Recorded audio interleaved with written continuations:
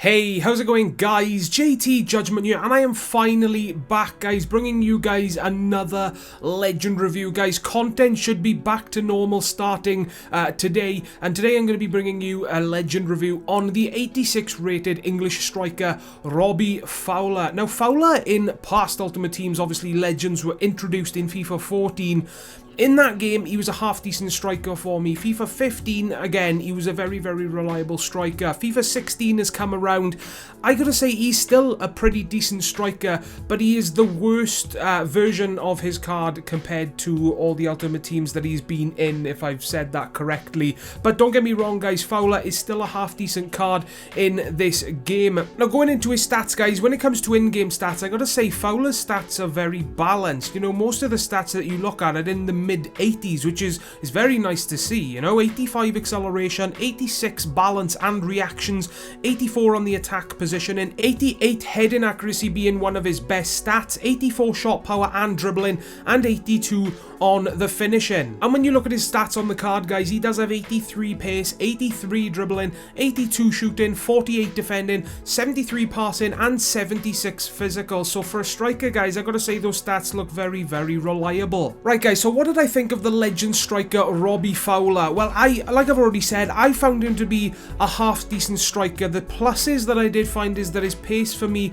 was pretty awesome. Now, this is an Ultimate Team where pace is nowhere near as important, as we all know, as it has been compared to, you know, Ultimate Team in the past. But I found him running past defenses and through defenses very easily, and as soon as he hit his top sprint speed, guys, he was pretty much gone. So I gotta say his pace is very reliable. His positioning for me was half decent as well. He is a striker with medium work rates, and when I do use a striker with those work rates, I'm kind of I don't want to say worried, a little nervous that his positioning is not going to be the best, you know. But I gotta say Fowler really did surprise me in that aspect. He was always where I wanted him to be. But on the other side of that though, guys, even though he was in the position that I needed him to be all the time, his ability to make runs on his own was kind of not necessarily inconsistent, but he would very rarely do it. You know, he was the sort of striker, he just stood there waiting for me to pass the ball to him, and I absolutely hated that, guys. It's something that really does frustrate me,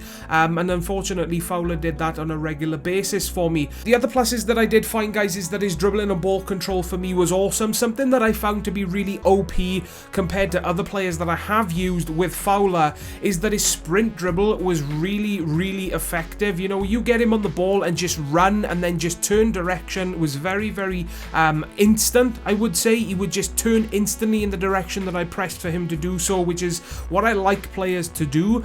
So guys, if you are thinking of buying Fowler, definitely try that out with him. It is very effective, and I gotta say his shooting with his left foot for me was absolutely fantastic. You're gonna see a couple of examples, guys. His shooting with his left foot inside the box and outside the box for me, I gotta say, is very reliable. Now, moving on to his right foot, I gotta say is completely the opposite. You know, he's got a 3-star weak foot, but I gotta say his weak foot for me was very unreliable. He missed a lot of easy opportunities inside the box for me, so it did make it very frustrating to use Fowler at times. But you get him inside the box on his left foot and it is a completely different story, pretty much always going to be a goal. Now, his passing for me was one of the things that I hated about him as well. Definitely one of the worst things about this card. I don't think out of the 10 or 11 games that he did play for me, I don't think he made one assist for me, which is definitely not what you want to see, you know. And I'm not somebody that looks for passing in my strikers, but if you are somebody that does look for passing in their strikers,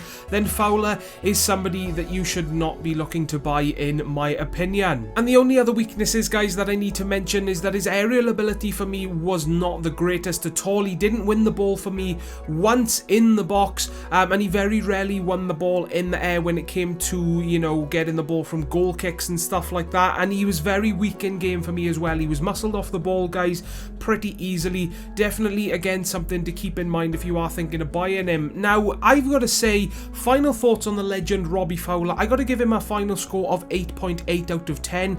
Even though he's got slightly more weaknesses than he does strengths, I got to say for his current price, which is around about the 300,000 coin mark, I got going to say he is a half decent striker for that price, but that is just personally my opinion. Let me know your thoughts on legend Robbie Fowler in the comment section down below if you have used him yourself. Guys, that is going to wrap up this legend Robbie Fowler review. As always, I do hope this video helped you decide whether or not to go out and buy him for yourself. Like I said, guys, if this did help you, please leave a like. All the support on these reviews, guys, is greatly appreciated, and if you want more help with more reviews to come very soon, don't forget to hit that subscribe button today. And that's it from me today, guys. Please take care, and as always, I will see you all next time.